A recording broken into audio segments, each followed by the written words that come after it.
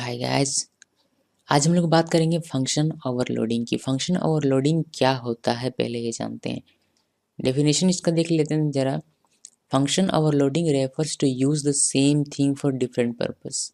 This process of using two or more functions with the same name but differing in the signature is called function overloading. इसका मतलब ये हुआ, simply इतना समझिए कि जिस तरीके से हम लोग फंक्शन बनाते हैं, फंक्शन को हम लोग डिफाइन करते हैं, उसका प्रोटोटाइप लिखते हैं, फंक्शन को कॉल करते हैं।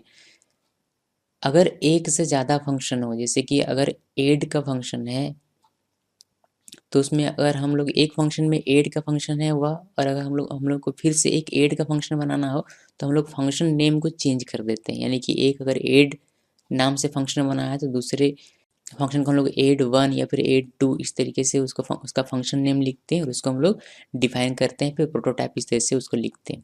ओके, लेकिन फंक्शन ओवरलोडिंग आपको ये ऑप्शन प्रोवाइड करता है, ये फैसिलिटी प्रोवाइड करता है कि आपको फंक्शन नेम सेम ही रखना है। यानी कि आप चाहें तो फंक्शन नेम को सेम रख सकते हैं और उनसे अलग अलग काम करवा सकते हैं, अलग अलग टास्क परफॉर्म करवा सकते हैं। ठीक है, तो वही होता है function overloading. Okay, function overloading क्या होता है? फंक्शन ओवरलोडिंग में फंक्शन का नाम तो एक ही होता है लेकिन उनके टास्क अलग अलग हो सकते हैं। क्लियर इतना? फंक्शन ओवरलोडिंग हम लोग दो तरीके से करते हैं। पहला है in terms of type of arguments, दूसरा है in terms of number of arguments. तो इन दोनों के बारे में हम लोग डिटेल में जानकारी हासिल करेंगे अपने आने वाले वीडियोस में।